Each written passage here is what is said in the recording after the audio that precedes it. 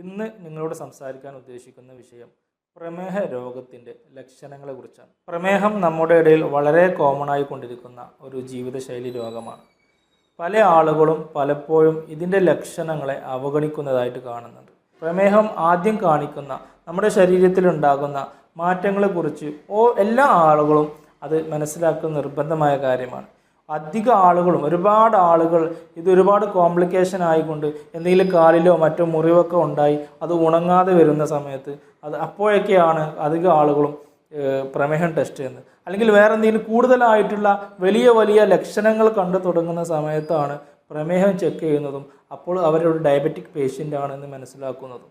ഒരു പക്ഷേ അവർക്ക് വർഷങ്ങൾക്ക് മുമ്പ് 2-3 വർഷങ്ങൾക്ക് മുമ്പ് തന്നെ പ്രമേഹം തുടങ്ങിയിട്ടുണ്ടാവും. ആ പ്രമേഹം നമ്മുടെ ശരീരത്തിൻ്റെ ഓരോ ഭാഗത്തെയും നശിപ്പിച്ചു തുടങ്ങിയിട്ടുണ്ടാവും. അപ്പോൾ നമ്മൾ ചെയ്യേണ്ടത് ആദ്യം പ്രമേഹത്തിൻ്റെ ലക്ഷണങ്ങളെക്കുറിച്ച് എല്ലാവരും ബോധവാന്മാരായിരിക്കണം. നമ്മുടെ ശരീരത്തിൽ എന്തെങ്കിലും ഈ ലക്ഷണങ്ങൾ കണ്ടു തുടങ്ങിക്കഴിഞ്ഞാൽ, ഇതിൻ്റെ പ്രാരംഭ ലക്ഷണങ്ങൾ എന്തെങ്കിലും സംശയം തോന്നിക്കഴിഞ്ഞാൽ ഉടൻ തന്നെ ഒരു വൈദ്യപരിശോധനയ്ക്ക് വിധേയമാവുകയും ചികിത്സ തേടുകയും വേണം. പ്രമേഹം എന്ന് പറയുന്നത് നമ്മുടെ ശരീരത്തിൽ ഇൻസുലിൻ്റെ അളവ് തീരെ ഇല്ലാതിരിക്കുന്നത് മൂലമോ അല്ലെങ്കിൽ ഇൻസുലിൻ്റെ അളവ് കുറയുന്നത് കാരണമോ അല്ലെങ്കിൽ ഇൻസുലിൻ ഉണ്ടായിട്ടും ആ ഇൻസുലിൻ വേണ്ട രീതിയിൽ നമ്മുടെ ശരീരത്തിന് ഉപയോഗിക്കാൻ സാധിക്കാതെ വരികയോ ചെയ്യുന്ന അവസ്ഥയാണ്.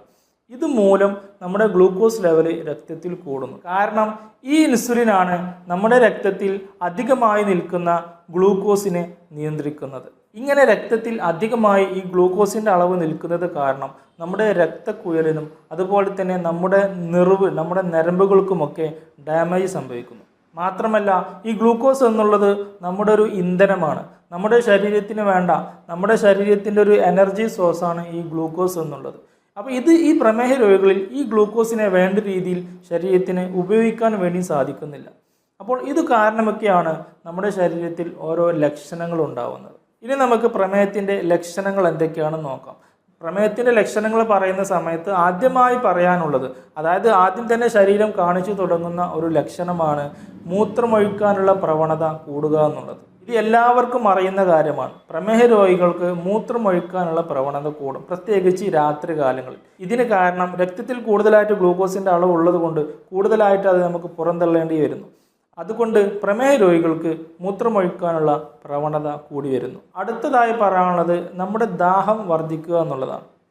കാരണം മൂത്രം ഒരുപാട് കൂടുതലായിട്ട് പോകുന്നു, കൂടുതലായിട്ട് ജലാംശം നമ്മുടെ ശരീരത്തിൽ നിന്ന് പോകുന്നത് കാരണം സ്വാഭാവികമായിട്ടും നമ്മുടെ ശരീരത്തിന് കൂടുതൽ ദാഹം അനുഭവപ്പെടും. ഇങ്ങനെ ദാഹം അനുഭവപ്പെടുക എന്നുള്ളത് പ്രമേഹത്തിൻ്റെ വളരെ പ്രധാനപ്പെട്ട ഒരു ലക്ഷണമാണ്. അടുത്തൊരു പ്രധാനപ്പെട്ട പ്രമേഹത്തിൻ്റെ ലക്ഷണം കൂടുതലായിട്ട് വിശക്കുക എന്നുള്ളതാണ്. കാരണം നമ്മുടെ ശരീരത്തിൽ ഗ്ലൂക്കോസ് ഉണ്ടെങ്കിലും, നമ്മുടെ രക്തത്തിൽ കൂടുതലായിട്ട് ഗ്ലൂക്കോസ് ഉണ്ടെങ്കിലും ആ ഗ്ലൂക്കോസിനെ ശരീരത്തിന് ഉപയോഗിക്കാൻ പറ്റുന്നില്ല. നമ്മുടെ ശരീരത്തിൻ്റെ കോശങ്ങൾക്ക് ആ ഗ്ലൂക്കോസ് എത്തിച്ചേരുന്നില്ല, വേണ്ട രീതിയിൽ അതിനെ യൂട്ടിലൈസ് ചെയ്യാൻ കഴിയുന്നില്ല. അതുകൊണ്ട് നമ്മുടെ ശരീരത്തിന് കൂടുതൽ എനർജി ആവശ്യമായി വരുന്നു.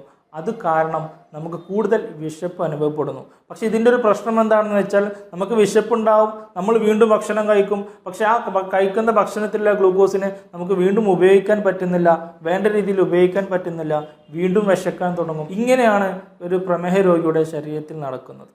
ഈ 3 ലക്ഷണങ്ങളാണ് പ്രമേഹ രോഗികളിൽ ആദ്യമായി കാണിക്കുന്ന ലക്ഷണങ്ങൾ. മിക്കവാറും എല്ലാ രോഗികളിലും ഈ 3 ലക്ഷണങ്ങളാണ് ആദ്യമായി തുടങ്ങുക. അപ്പോൾ ഈ 3 ലക്ഷണങ്ങളെ ഒരിക്കലും അവഗണിക്കരുത്. അത് വേറെ എന്തെങ്കിലും കാരണങ്ങൾ കൊണ്ടാവാം, അത് കൊണ്ടാവാം, ഇത് കൊണ്ടാവാം എന്നൊക്കെ പറഞ്ഞ് ഇരിക്കരുത്. ഇങ്ങനെ എന്തെങ്കിലും ലക്ഷണങ്ങൾ കണ്ടു കഴിഞ്ഞാൽ ഉടൻ തന്നെ ഒരു വൈദ്യസഹായം തേടുകയും ഉടൻ തന്നെ അതിന് വേണ്ട രീതിയിലുള്ള ടെസ്റ്റുകൾ നടത്തി നോക്കേണ്ടതുമാണ്. ഇതിന് പുറമെ ഒരുപാട് ലക്ഷണങ്ങൾ പ്രമേഹത്തിനുണ്ടാവും. ഇത് നമ്മൾ ശ്രദ്ധിക്കാതെ വിട്ട് കഴിഞ്ഞാൽ, ഈ പ്രമേഹം നമ്മൾ നിയന്ത്രിക്കാതെ വിട്ട് കഴിഞ്ഞാൽ അല്ലെങ്കിൽ അറിയാതെ പോയി കഴിഞ്ഞാൽ കാലക്രമേണ ഇത് നമ്മുടെ ഓരോ സിസ്റ്റത്തിനെയും ബാധിച്ചു തുടങ്ങും. നമ്മുടെ ശരീരത്തിലുള്ള ഓരോ അവയവത്തെയും ഇത് ബാധിച്ചു തുടങ്ങും. ഇതിൽ പ്രധാനമായി നമ്മുടെ കണ്ണുകളിലേക്ക് പോകുന്ന ചെറിയ മൈന്യൂട്ടായിട്ടുള്ള ബ്ലഡ് വെസൽസ്, രക്തക്കുഴലുകൾ ഡാമേജ് ആവുകയും അതുമൂലം വേണ്ട രീതിയിലുള്ള ബ്ലഡ് സപ്ലൈ നമ്മുടെ കണ്ണുകൾക്ക് ലഭിക്കാതിരിക്കുകയും ചെയ്യും. അപ്പോൾ നമുക്ക് കണ്ണിന് ചെറിയതായിട്ടുള്ള മങ്ങൽ അനുഭവപ്പെടും, നമ്മുടെ കാഴ്ചയിൽ ചെറിയ മങ്ങൽ അനുഭവപ്പെടും. ഇത് ശ്രദ്ധിക്കാതെ വിട്ട് കഴിഞ്ഞാൽ, ഇത് നമ്മൾ അപ്പോൾ തന്നെ പ്രമേഹം നിയന്ത്രിച്ച് കഴിഞ്ഞാൽ ഇത് നോർമലിലേക്ക് വരുന്നതാണ്. ഇത് ശ്രദ്ധിക്കാതെ വിട്ട് കഴിഞ്ഞാൽ അല്ലെങ്കിൽ ഇത് തിരിച്ചറിയാതെ പോയി കഴിഞ്ഞാൽ അത് കൂടുതൽ വഷളായിക്കൊണ്ടിരിക്കും. അത് കണ്ണിലേക്ക് പോകുന്ന നെർവിനെ അത് ബാധിക്കാൻ തുടങ്ങും.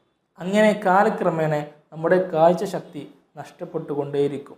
അത് കാഴ്ചശക്തി പൂർണ്ണമായി നഷ്ടപ്പെടാനും കാരണമായേക്കാം. അതുപോലെ തന്നെ പ്രമേഹത്തിൻ്റെ വളരെ പ്രധാനപ്പെട്ട ഒരു ലക്ഷണമാണ് നമുക്ക് എന്തെങ്കിലും മുറിവുകളോ മറ്റോ ആയിക്കഴിഞ്ഞാൽ അത് ഉണങ്ങുന്നില്ല എന്നുള്ളത്. കാരണം നമ്മുടെ ശരീരത്തിൻ്റെ പല ഭാഗങ്ങളിലേക്കും ഈ പ്രമേഹമുള്ള ആളുകൾക്ക് രക്തം കറക്റ്റായിട്ട് എത്തുന്നില്ല. കാരണം ചെറിയ ചെറിയ രക്തക്കുഴലുകളൊക്കെ മെല്ലെ മെല്ലെ ഡാമേജ് ആയി തുടങ്ങും. അങ്ങനെ എന്തെങ്കിലും മുറിവുകളായി കഴിഞ്ഞാൽ, പ്രത്യേകിച്ച് കാലിൻ്റെ ശരീരത്തിൻ്റെ താഴ്ന്ന ഭാഗമായതുകൊണ്ട് തന്നെ കാലിലാണ് ഇത് കൂടുതലായിട്ട് കാണുന്നത്. കാലിൽ എന്തെങ്കിലും മുറിവുകളോ മറ്റോ ആയിക്കഴിഞ്ഞാൽ വേണ്ട രീതിയിൽ ഹീലിംഗ് പ്രോസസ്സ് നടക്കാൻ വേണ്ടി കൂടുതലായിട്ടുള്ള രക്തം, ബ്ലഡ് സപ്ലൈ ആവശ്യമാണ്. പക്ഷേ ഈ ഒരു പ്രമേഹ രോഗിയെ സംബന്ധിച്ചിടത്തോളം ഇത് നടക്കുന്നില്ല. അതുമൂലം അവർക്ക് ആ മുറിവ് ഉണങ്ങാതിരിക്കുന്നു. അത് പെട്ടെന്ന് തന്നെ ഇൻഫെക്ഷൻ ആവാൻ ഈ പ്രമേഹ രോഗികളിൽ സാധ്യതയുണ്ട്. പിന്നെ പ്രമേഹ രോഗികൾക്ക് കൂടുതലായിട്ട് ചൊറിച്ചിൽ അനുഭവപ്പെടാൻ സാധ്യതയുണ്ട്. പെട്ടെന്ന് തന്നെ ഇൻഫെക്ഷൻ വരാനുള്ള സാധ്യതയുണ്ട്. നമ്മുടെ നെർവിനെ ഇത് ബാധിക്കുന്നത് മൂലം കൈകാലുകൾക്ക് തരിപ്പ്, മരവിപ്പ്, എരിച്ചിൽ, ബേണിംഗ് സെൻസേഷൻ ഇങ്ങനെയുള്ള ബുദ്ധിമുട്ടുകളൊക്കെ ഉണ്ടാവാനുള്ള സാധ്യതയുണ്ട്. വേദന ഉണ്ടാവാനുള്ള സാധ്യതയുണ്ട്. അതുപോലെ തന്നെ പ്രമേഹ രോഗികൾക്ക് സെക്ഷൽ വീക്ക്നെസ്, ലൈംഗിക ശേഷി കുറവ് വരാനുള്ള സാധ്യതയുണ്ട്.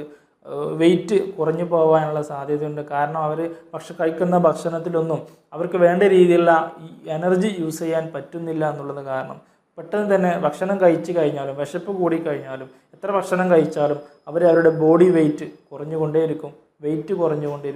ഇതൊരു പ്രമേഹത്തിൻ്റെ പ്രധാനപ്പെട്ട ഒരു ലക്ഷണമാണ്.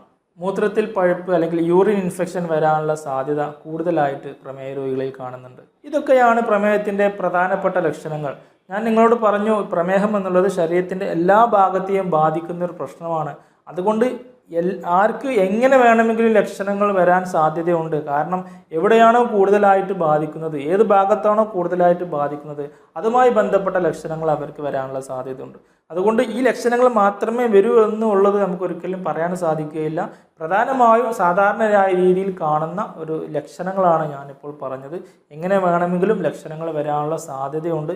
ഇത് നമ്മൾ ശ്രദ്ധിക്കാതെ വിട്ട് കഴിഞ്ഞാൽ, ഈ ലക്ഷണങ്ങളൊക്കെ അവഗണിച്ച് അല്ലെങ്കിൽ പ്രമേഹത്തിന് ശരിയായ രീതിയിൽ മരുന്ന് കഴിക്കാതെ നമ്മൾ വിട്ട് കഴിഞ്ഞാൽ നമുക്ക് ഹൃദയാഘാതം, സ്ട്രോക്ക്, കാഴ്ച നഷ്ടപ്പെടൽ പോലുള്ള, അല്ലെങ്കിൽ കാലിലേക്ക് മുറിവൊക്കെ വന്ന് അത് മുറിച്ച് മാറ്റേണ്ട ഒരവസ്ഥ, ഇങ്ങനെയൊക്കെ വരാനുള്ള സാധ്യതയുണ്ട്. ഇതിൽ പ്രധാനമായും റീനൽ ഫെയിലിയർ, കിഡ്നി രോഗം വന്ന് കിഡ്നി തന്നെ നശിച്ചു പോകുന്ന, കിഡ്നി ഫെയിലിയർ ആവുന്ന ഒരവസ്ഥ പ്രമേഹ രോഗികളിൽ കൂടുതലായിട്ട് കാണുന്നുണ്ട്. നമുക്കിടയിൽ കിഡ്നി രോഗികൾ ഒരുപാട് കൂടി വരുന്നതിൻ്റെ പ്രധാന ഒരു കാരണം ഈ പ്രമേഹമാണ്. അതുകൊണ്ട് പ്രമേഹത്തിൻ്റെ ഒരു വലിയൊരു പ്രധാനപ്പെട്ട ഒരു കോംപ്ലിക്കേഷനാണ് ഈ റീനൽ ഫെയിലിയർ എന്നുള്ളത്. അതുകൊണ്ട് ലക്ഷണങ്ങളെ അവഗണിക്കാതിരിക്കുക. പ്രാരംഭഘട്ടത്തിൽ തന്നെ ലക്ഷണങ്ങൾ തുടങ്ങുന്ന സമയത്ത് തന്നെ അത് പെട്ടെന്ന് മനസ്സിലാക്കി പെട്ടെന്ന് അതിനുള്ള വേണ്ട രീതിയിലുള്ള വൈദ്യസഹായം തേടുക എന്നുള്ളതാണ് ഇതിന് പ്രധാനമായും നമ്മൾ ചെയ്യേണ്ടത്. അതുപോലെ തന്നെ വേണ്ട രീതിയിലുള്ള ഭക്ഷണ ക്രമീകരണങ്ങൾ നമ്മൾ നടത്തുക, ജീവിതശൈലിയിൽ അനുയോജ്യമായ മാറ്റങ്ങൾ നമ്മൾ വരുത്തുക. ഇങ്ങനെയൊക്കെ ചെയ്തു കഴിഞ്ഞാൽ വലിയ കോംപ്ലിക്കേഷനിലേക്ക്, വലിയ ബുദ്ധിമുട്ടുകളിലേക്ക് പോവാതെ നമുക്ക് ഈ പ്രമേഹത്തെ നിയന്ത്രിച്ചു കൊണ്ടുപോകാവുന്നതാണ്. എന്തൊക്കെയാണ് പ്രമേഹ രോഗികൾ കഴിക്കേണ്ടതും കഴിക്കാൻ പാടില്ലാത്തതും, എങ്ങനെയൊക്കെയാണ് ജീവിതശൈലിയിൽ മാറ്റങ്ങൾ വരുത്തേണ്ടതുമൊക്കെ നമുക്ക് വേറെ ഒരു വീഡിയോയിൽ സംസാരിക്കാം. എന്തെങ്കിലും സംശയങ്ങളോ അഭിപ്രായങ്ങളോ ഉണ്ടെങ്കിൽ നിങ്ങൾക്ക് കമൻറ്റ് ബോക്സിൽ ചോദിക്കാവുന്നതാണ്. അടുത്ത വീഡിയോയിൽ പുതിയൊരു വിഷയമായി കാണാം. ഇത്രയും നേരം വീഡിയോ കണ്ടതിന് നന്ദി.